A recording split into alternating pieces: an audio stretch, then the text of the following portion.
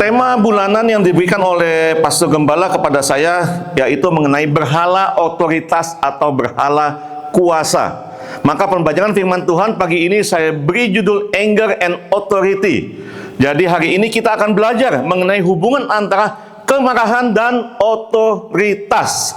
Jadi apa kemarahan dalam hati kita dan apa otoritas dalam hati kita? Mengapa ada hubungan antara keduanya, antara kemarahan dan otoritas? Dan kemudian juga kita akan belajar bersama bagaimana mengendalikan dengan benar kemarahan berhubungan dengan otoritas kita. Nah, dan di firman pagi ini juga kita juga akan coba bisa menjawab, siapakah yang memegang kendali atas hati kita? Firman Tuhannya terambil dari Amsal pasal 14 ayat 29 sampai dengan 30 dan Yakobus pasal 4 ayat 1 dan 3 dan ayat 6 sampai dengan 10. Baiklah, kita mulai pembelajaran kita pagi ini. Saya mulai dengan satu pertanyaan yang sangat simpel. Kapan terakhir kali Anda marah? Coba dipikir-pikir kapan. Bukan hanya karena masalah-masalah yang besar, bahkan juga masalah-masalah yang kecil. Sedang marah bro? Sedang ada gangguan? Waduh, pada bilang, Pastor, jangankan kapan Pastor, ini aja hati saya sedang kesal Pastor. Kenapa kesal? Saya WA ke teman dekat yang lagi PDKT, janjian mau ke gereja, tapi nggak nongol-nongol sampai hari ini. Kesel saya Pastor. Cuma di-read doang, nggak dibalas. Dan sampai Pastor ada aja, dia masih belum datang gitu. Atau mungkin juga tadi yang dalam perjalanan dari rumahnya menuju ke gereja, mungkin ada pasangannya yang salah nada bicaranya, langsung ilfil. Lu mau ke gereja aja ngomongnya sembarangan begini. Atau mungkin juga ada yang sedang merasa, ini terutama mungkin orang tua kali ya, yang merasa harga dirinya sebagai orang tua itu sedang terusik. Kenapa? Anaknya diajak bangun pagi-pagi untuk ke gereja, malah nggak mau bangun. Malah dia bilang, aduh papi, males lah ke gereja, ngapain sih ke gereja? Gitu.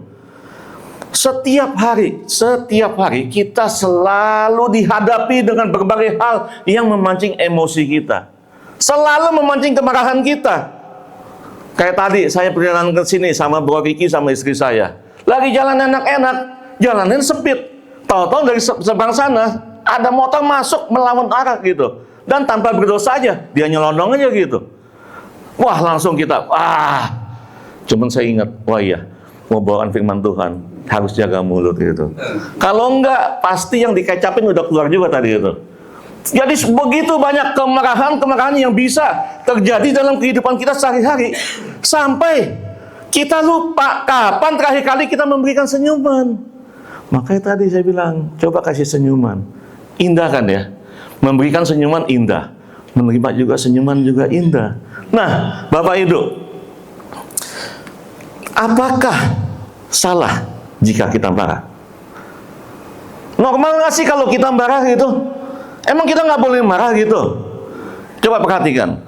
Marah adalah reaksi emosional yang normal. Kalau kita merasa terintimidasi, kita merasa terancam, atau kita sedang merasa dipermalukan dan dalam tekanan, maka adalah wajar. Itu hal-hal yang wajar, sangat normal kita marah. Itu reaksi yang wajar. Loh, kadang-kadang jangankan kita menghadapi tekanan, jangankan kita sedang menghadapi intimidasi, kita salah pun, kita gagal pun, kita bisa marah terhadap diri kita sendiri. Aduh, ya gue masih bisa gagal juga. Kita kecewa pun kita bisa marah. Banyak hal yang membuat kita bisa marah gitu. Apalagi kalau terima berita hoaks mengenai diri kita, padahal kita nggak melakukan itu, langsung mendidih darahnya. Kemarahan bukanlah sesuatu yang dilarang dalam kehidupan kita. Cuman yang kita harus hati-hati, motifnya apa kita marah. Kalau Bapak Ibu lihat di Alkitab, Allah aja pernah marah terhadap bangsa Israel. Makanya bangsa Israel sampai 40 tahun di padang gurun sana. Tuhan Yesus pernah nggak marah? Pernah. Waktu para pedagang menggunakan bait Allah untuk berdagang. Dia acak-acak sama Tuhan Yesus. Marah gitu. Ya artinya kita sebagai orang Kristen ini kita sah-sah aja untuk marah. Dari sini saya ada yang lihat langsung, waduh pastor, bahaya juga ya. Kalau Allahnya orang Kristen dan orang Kristen kok suka-suka marah gitu ya, sah menjadi pemarah gitu. Hati-hati, nggak begitu juga. Jangan disalahpahami. Jangan disalahpahami. Nanti kalau dibilang orang Kristen suka marah-marah, suka membunuh, dan suka dibunuh juga sehingga mati syahid, ya nggak gitu. Ya kan? Itu bukan saya yang ngomong sih, ada yang ngomong belakangan ini aja gitu. Ya, kita doain aja betul. Jadi Bapak Ibu, yang kita mesti pahami, apa motif yang menentukan kita marah. Dan hati-hati, tadi kita lihat di Alkitab, Tuhan bisa marah. Ada perbedaan yang sangat besar antara marahnya Allah dengan marahnya kita, dengan marahnya manusia. Apa marahnya Allah? Allah marah kepada umatnya kalau umatnya sering sekali melakukan dosa, melakukan ketidakadilan, melakukan ketidakbenaran di depan matanya. Allah yang kudus pasti akan marah kalau umatnya melakukan hal seperti itu. Jadi perhatikan, Allah tidak marah karena tersinggung. Allah tidak marah karena dia diabaikan. Tapi Allah marah karena umatnya melakukan dosa. Kekudusannya merasa terlukai. Dia marah karena memang dia harus membela kebenaran. Gitu. Nah, kalau Bapak Ibu mau marah, ya silakan mau marah. Tapi cobalah dilihat motifnya. Samakanlah dengan marahnya Allah gitu. Kalau manusia enggak, manusia tersinggung diabaikan marah. Wah, egonya yang terluka, gengsinya terluka, langsung marah. Diabaikan, tidak dihormati. Apalagi yang terakhir ini nih, fokusnya nih, membela harga diri. Gengsi dulu. Kalau sampai gengsi gue dikotak-katik, pasti gue marah. Nah, Bapak Ibu, memang sangat tragis. Kita orang percaya, orang yang sudah diselamatkan, kita makanya terbalik. Kita diam saat melihat dosa. Kita diam saat melihat ketidakbenaran. Kita cuek saat melihat ketidakadilan. Tapi kalau ada dosa, kita gabung yuk, dosa tuh enak loh. Nikmat tuh melakukan dosa. Inilah tragisnya. Kita menjadi terbalik gitu. Begitu harga diri kita yang terusik. Walaupun mau dosa, mau ada apapun yang terjadi depan mata kita, asal jangan nyolek-nyolek harga diri gua. Bapak Ibu, saya berikan satu ilustrasi yang mungkin lebih mudah dipahami juga. Misalkan nih, ada seorang bapak, dia lagi duduk di ruang keluarga gitu. Di sebelah sananya, anaknya sedang bertengkar dengan ibunya. Sedang beradu mulut dengan ibunya. Nah, terus si anak ini nunjuk-nunjuk ibunya bilang begini, Mama itu mama bodoh. Aku nggak pernah lihat mama yang lain seperti itu.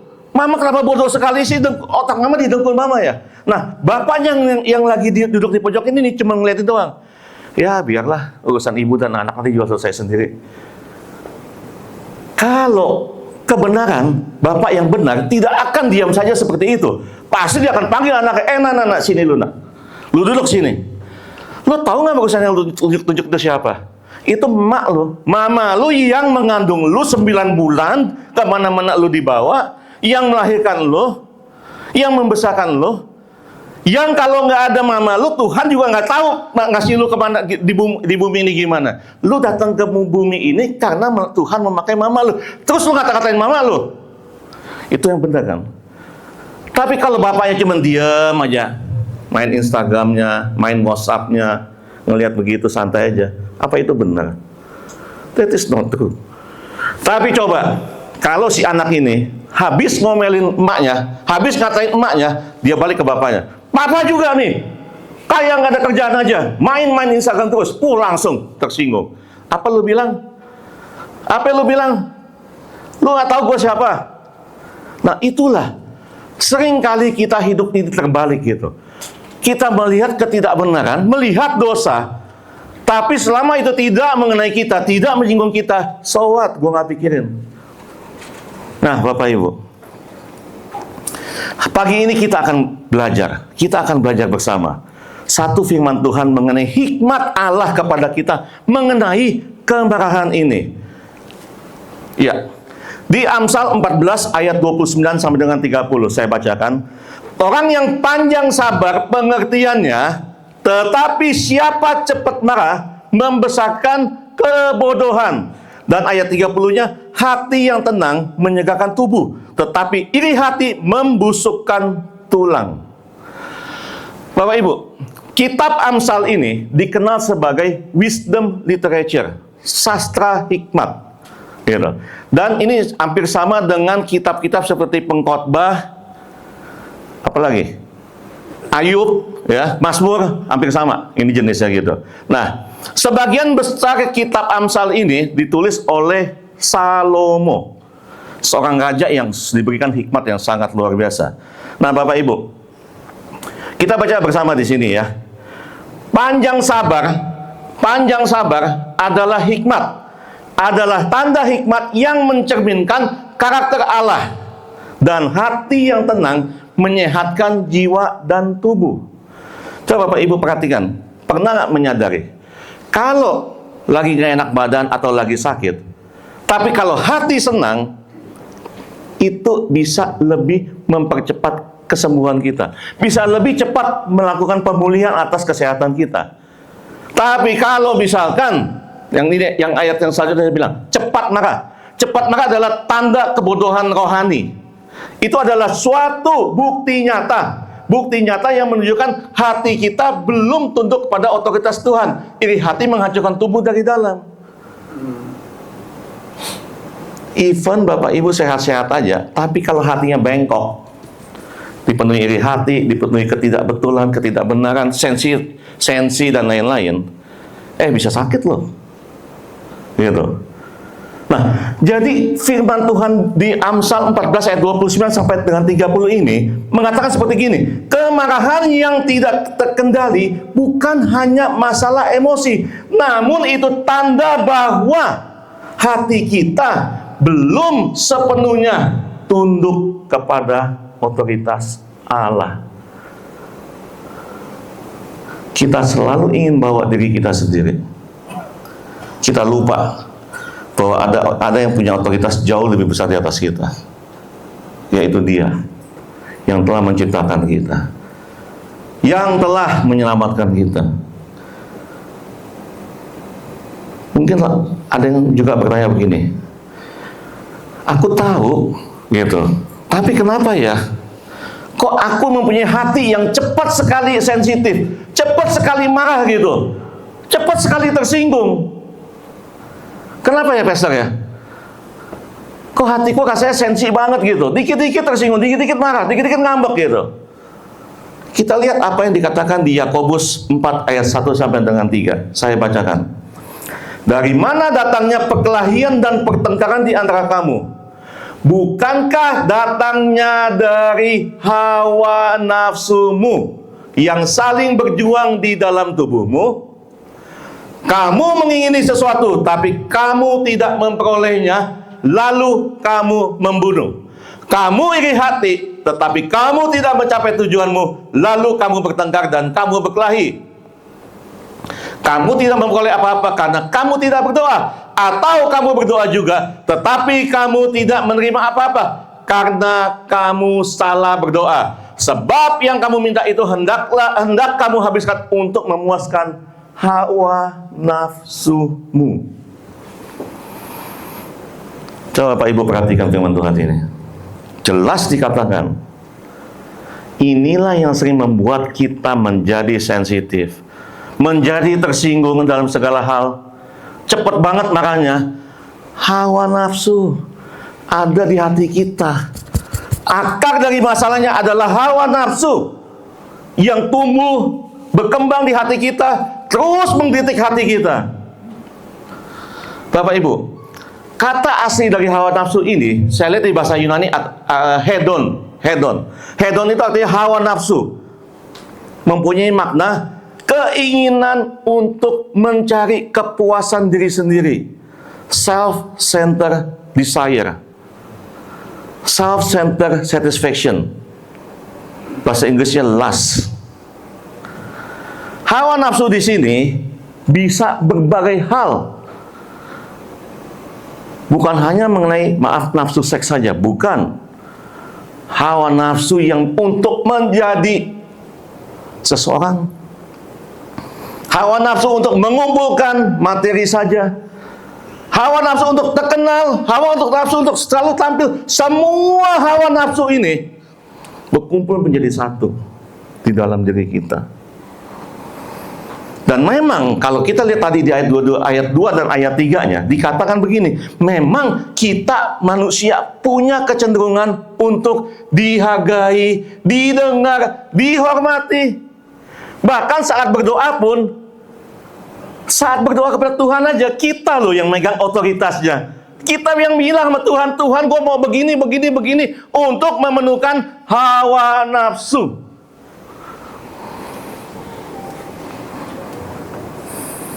Semua ingin melakukan seperti itu. Semua ingin rencananya, keinginannya disetujui semua orang. Semuanya ingin mengenai gua. Dan kalau tidak terjadi, kalau keinginan kita tidak terpenuhi, apa yang terjadi? Gejala awalnya adalah pertikaian dan kemarahan. Sampai sini Bapak Ibu sudah paham ya?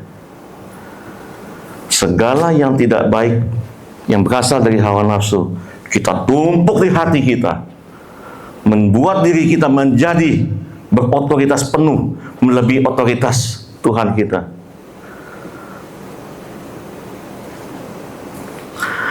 Bapak Ibu yang dikasihi Tuhan, kalau kita bicara tentang pertikaian dan kemarahan bukanlah masalah utama. Kemarahan hanyalah alarm bahwa kita sedang menuntut untuk menjadi Tuhan kecil atas diri kita sendiri. Kita lihat cerita mengenai Salomo. Kalau bicara soal hikmat, tidak ada yang lebih berhikmat dari Raja Salomo sebagai penulis sebagian besar dari kitab Amsal ini. Tuhan sendiri yang memberikan hikmat kepada Salomo. Salomo menulis sebagian besar kitab Amsal. Jadi Salomo tahu bagaimana hidup yang benar. Tapi Alkitab juga mencatat hal yang mengejutkan. Apa? Di akhir hidupnya Salomo, Tuhan sangat marah kepada Salomo.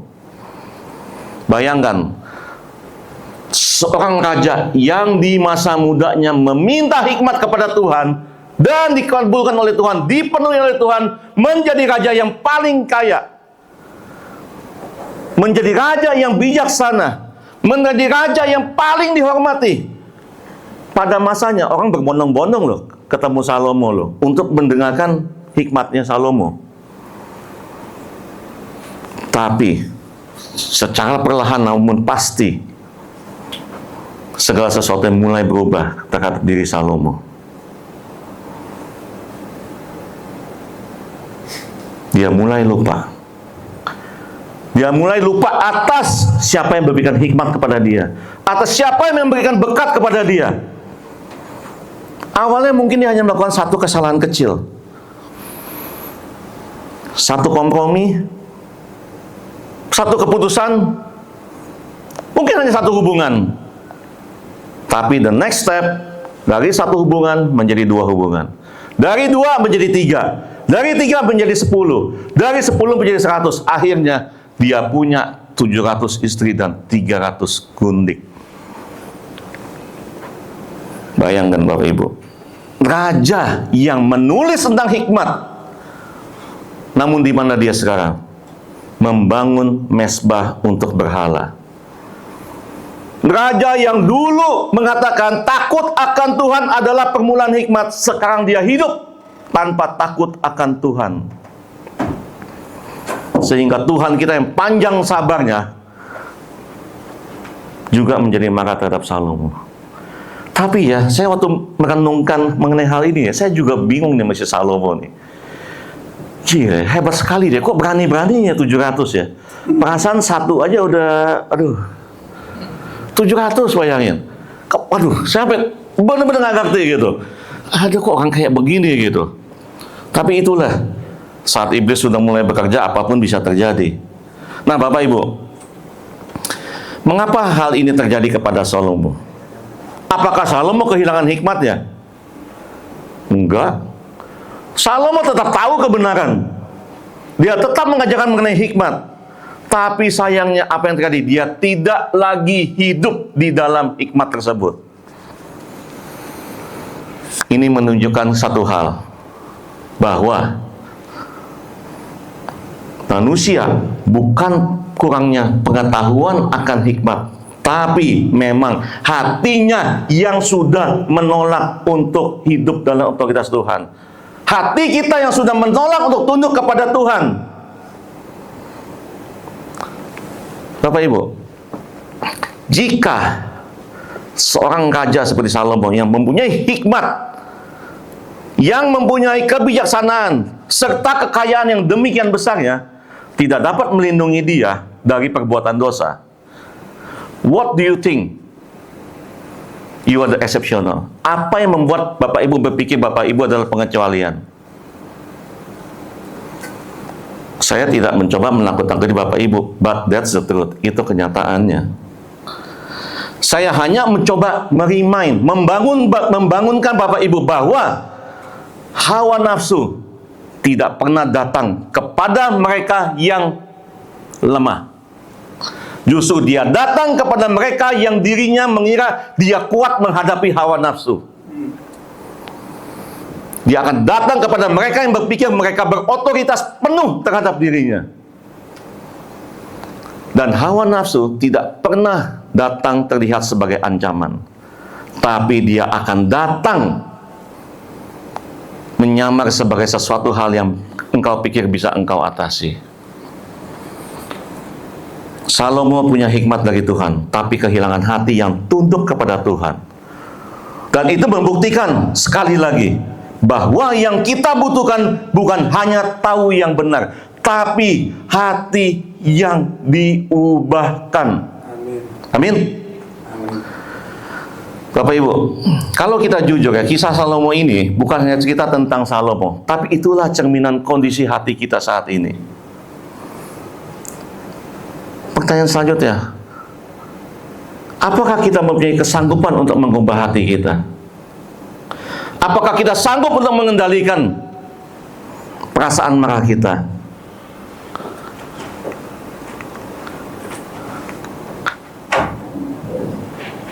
Sebentar. Kabar buruknya, kita tidak sanggup mengendalikannya.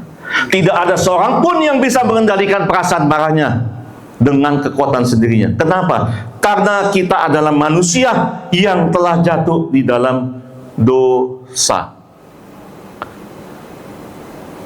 Kita hidup dalam jalan buntu kedagingan yang sangat ego. Yang kalau kita dikritik, langsung marah, ingin membalas. Kalau kita dikata-katain orang lain, gue juga bisa ngata-ngatain lo. Tidak ada seorang pun manusia yang bisa menjaga perasaan amarahnya. Bahkan seorang pendeta pun juga tidak akan bisa. Jemaat yang dikasihi Tuhan, kalau kita jujur hari ini, kita lihat, kita tahu firman, kita tahu harus sabar, kita sudah mencoba menjadi lebih baik, tapi kita selalu tetap gagal. Karena apa? Ego kita selalu menarik kita jatuh terus di tempat yang sama. Kita gagal bukan karena kita tidak tahu yang benar. Kita gagal karena kita selalu mengandalkan kekuatan daging kita. Namun kabar baiknya,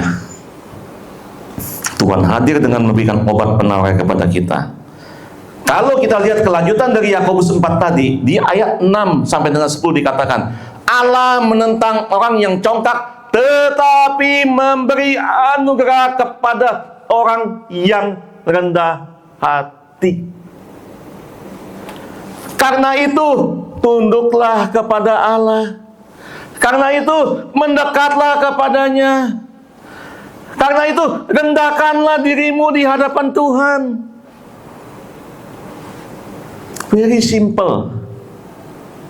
Very simple. Dia sudah memberikan anugerahnya kepada kita. yang rendah hati, cukup berserah, cukup tunduklah kepada Dia, tunduklah kepada otoritasnya.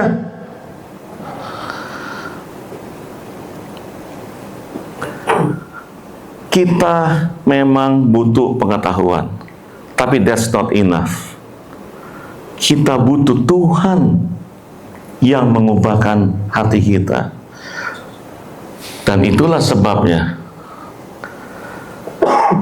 hebatnya Tuhan kita. Dia tidak hanya berhenti memberikan hikmat kepada kita semua. Dia memberikan Yesus Kristus, putranya yang tunggal, sebagai juru selamat kita. Amin.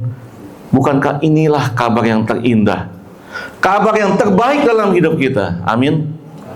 Boleh kita berikan tepuk tangan dulu kepada Tuhan. Dia Tuhan kita yang sangat luar biasa. Dia tahu kelemahan kita. Hikmat saja tidak cukup. Dia tambahkan putranya. Bapak Ibu, jemaat yang dikasihi Tuhan, mari kita lihat Yesus. Yesus yang telah dikirimkan oleh Allah Bapa untuk turun ke bumi, untuk menyelamatkan kita. Kita lihat teladan otoritas Yesus. Yesus tidak hanya datang untuk mengajar kita bagaimana hidup yang benar. Dia datang karena Dia tahu kita tidak mampu dengan kekuatan kita sendiri. Dia dihina, tapi Dia tidak membalas. Dia ditolak, tapi Dia tidak marah. Dia diperlakukan tidak adil, tapi Dia tetap mengasihi. Dan di Taman Getsemani Dia mengatakan apa? Bukan kehendakku, tapi biarlah kehendak-Mu yang terjadi. Disinilah yang gagal kita lakukan bisa dimenangkan oleh Yesus. Tunduk kepada otoritas Allah. Kalau kita gagal, karena apa? Kita selalu marah saat kita kehilangan kontrol. Kita gagal karena kita selalu ingin mengontrol. Kita selalu ingin berotoritas penuh terhadap diri kita. Inilah yang sering membuat kita menjadi bodoh, menjadi kalah, menjadi sakit.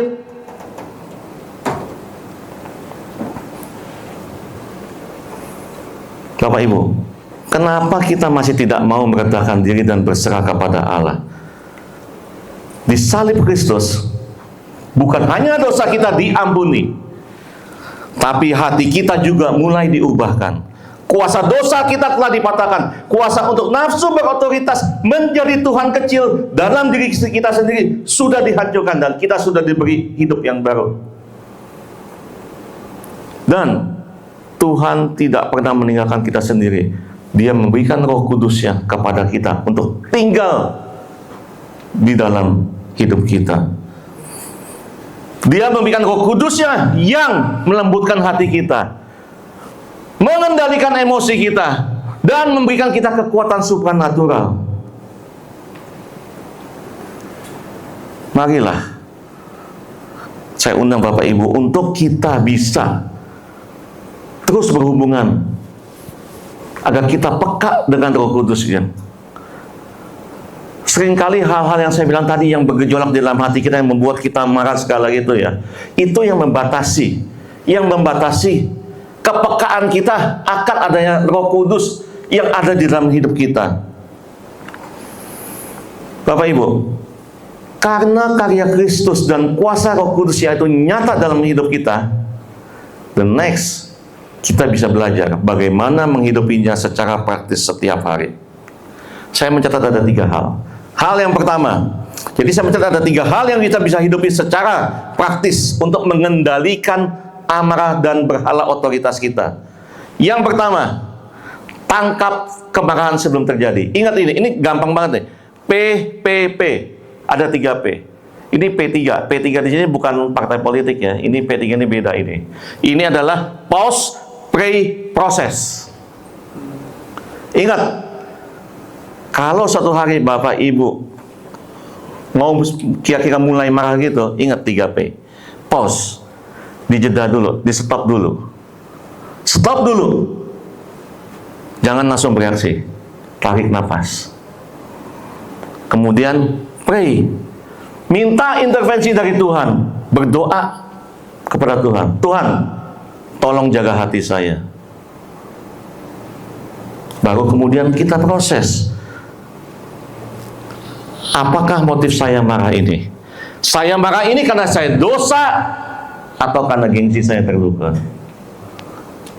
Very simple, ingat. PPP. Setelah kita belajar menangkap kemarahan kita sebelum terjadi, langkah berikutnya adalah bagaimana? Bagaimana mengelola dan membatasi emosi itu sebelum berkembang menjadi dosa.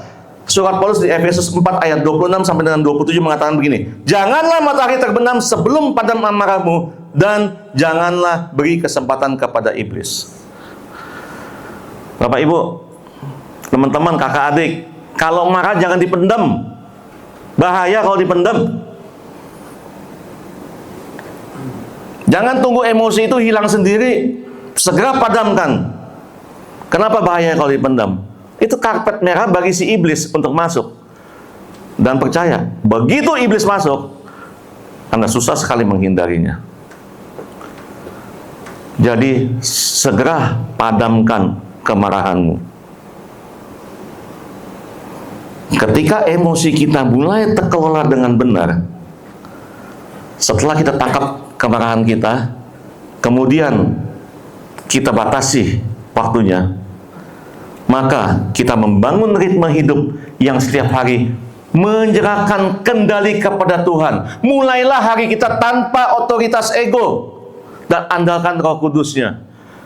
Mazmur 37 ayat 9 mengatakan gini, sebab orang-orang yang berbuat jahat akan dilenyapkan, tetapi orang yang menanti-nantikan Tuhan akan mewarisi negeri. Amin. Amin. Bapak Ibu coba katakan saja, Tuhan, mulailah hari tanpa otoritas ego. Tuhan, hari ini Engkau yang pegang kendali, Engkau yang menciptakanku dan menerima aku apa adanya. Biarlah kehendak-Mu yang terjadi, bukan kehendakku. Ada amin? Amin. Bapak Ibu, dari 3 hal ini kalau kita bisa lakukan, pada akhirnya akan membawa kita pada satu kesimpulan yang sangat penting. Siapakah yang bertahta dalam hati kita? Saya ulang pemain musik.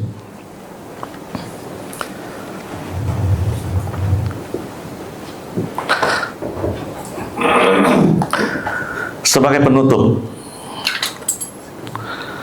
seorang teolog John Calvin mengatakan dalam salah satu quote-nya,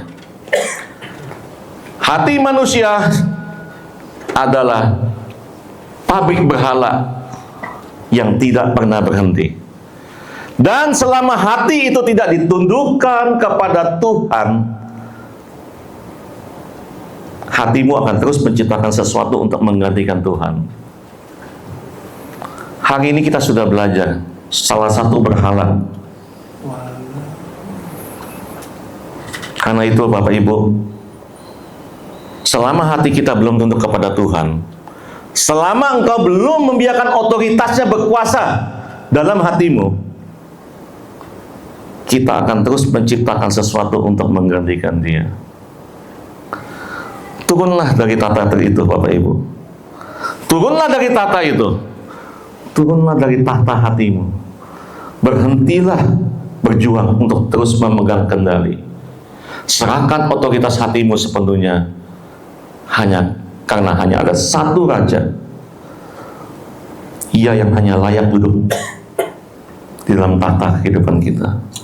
Amin. Saya undang kita untuk bangkit berdiri.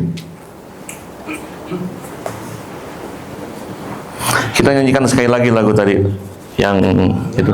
Iya.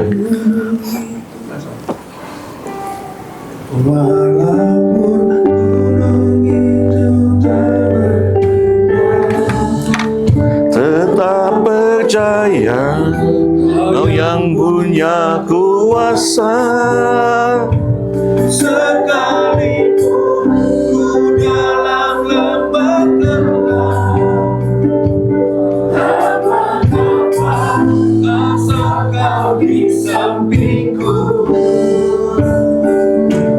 walaupun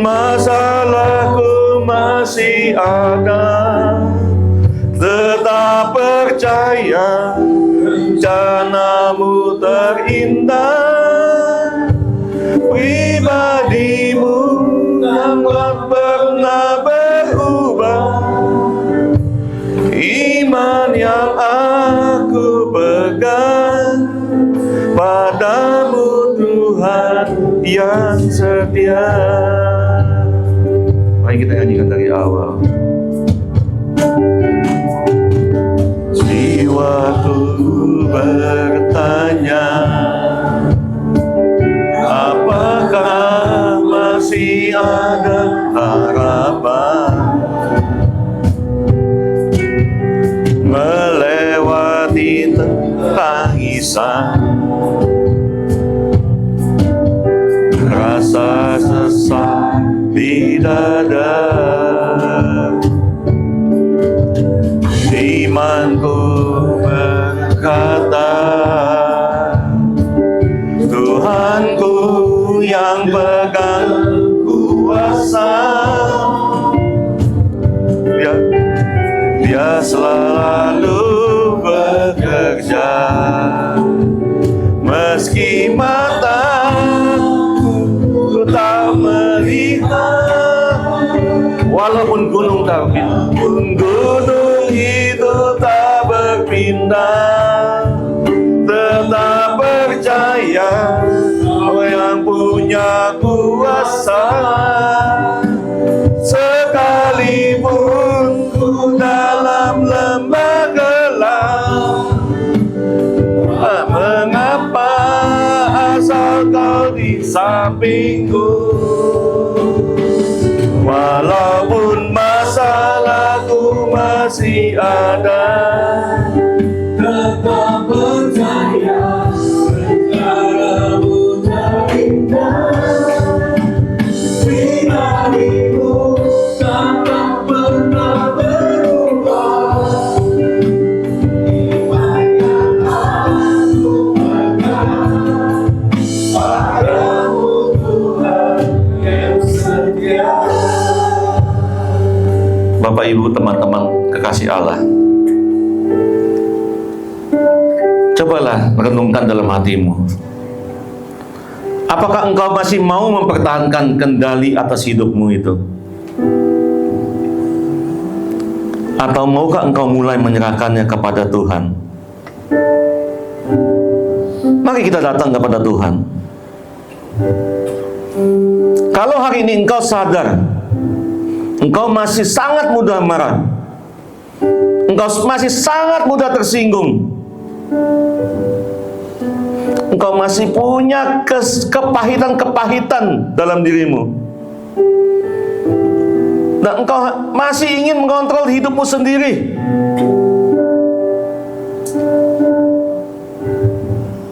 angkat tanganmu dan letakkan di dadamu.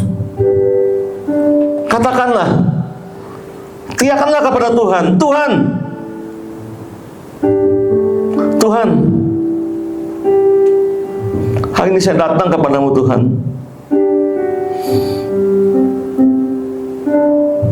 Tuhan, hari ini saya mengundangmu untuk bertata dalam diriku Tuhan. Tuhan, saya sadar Tuhan, saya seringkali marah. Saya sadar Tuhan, saya sangat cepat tersinggung Tuhan. Saya sadar kalau ada orang yang berkata tidak baik sedikit pun mengenai saya dan membantah saya langsung marah Tuhan. Karena saya ingin mengendalikan segala dalam hidup saya. Letakkan tanganmu di dadamu dan katakan, Tuhan, ampuni saya Tuhan. Ampuni hati saya Tuhan. Tuhan, izinkan saya menyerahkan kendali ini kepadamu Tuhan. Saya turun dari tata hidup saya Tuhan, karena saya tahu saya tidak akan sanggup Tuhan. Biar Engkau yang memegang hidup saya Tuhan. Letakkan tangan kananmu di dadamu dan katakan, teriakan, dalam nama Tuhan Yesus saya tolak kemarahan. Dalam nama Tuhan Yesus, saya terima damai Tuhan Yesus. Saya tidak ingin lagi hidup untuk diri saya. Biarlah mulai hari ini juga saya hidup untuk Tuhan.